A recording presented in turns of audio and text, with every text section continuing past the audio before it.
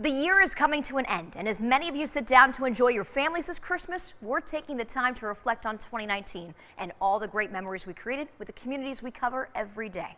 The year started off with a major snowstorm, and the Storm Tracker team worked overtime the weekend of January 19th to keep the capital region informed. We're going to be dealing with very dangerously cold wind chills. Are you ready for the challenge? I'm ready. I've been looking forward to this. I myself had the chance to be in the field meeting people in Saratoga Springs who are facing it head on.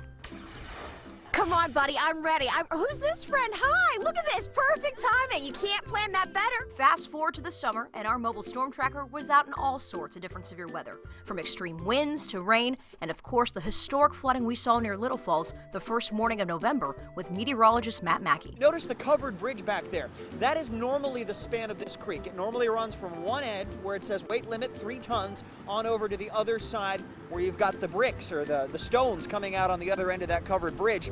If you zoom out, get that wide shot, this is how wide it is now. This is tripled in width. That's how much water is coming on down.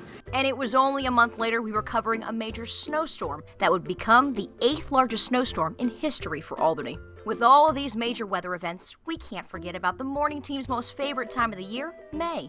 This year we visited more communities than ever before during our 10 in Your Town tour, which brought us to Scotia, Albany, Rensselaer, Amsterdam, Watervliet, and Glens Falls. Our first stop was in Scotia Glenville at the Water's Edge Lighthouse. While it was a chilly morning, we had a beautiful view of the Mohawk River, and our hearts were warmed by some homemade pies from local women trying to win tickets to Waitress the Musical at Proctor's in Schenectady. To keep with the food theme, we had to go inside the restaurant to show off the delicious menu with their head chef, who is a proud graduate of the SUNY Schenectady County Community College Culinary Program.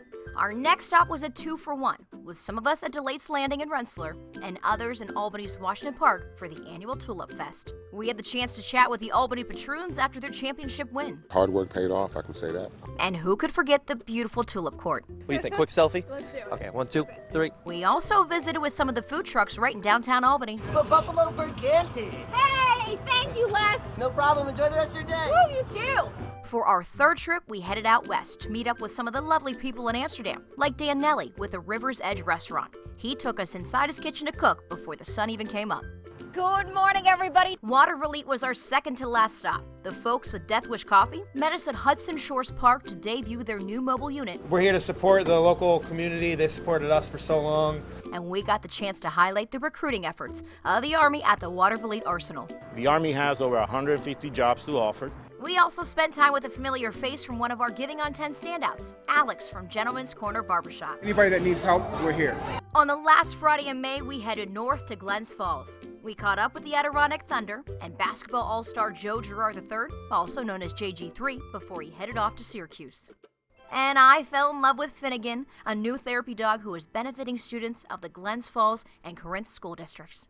What a year it has been. If you have a spot you'd like us to visit for next year's 10 in Your Town tour, email us. Until then, have a very happy holiday. In studio, I'm Jess Briganti, News 10 ABC.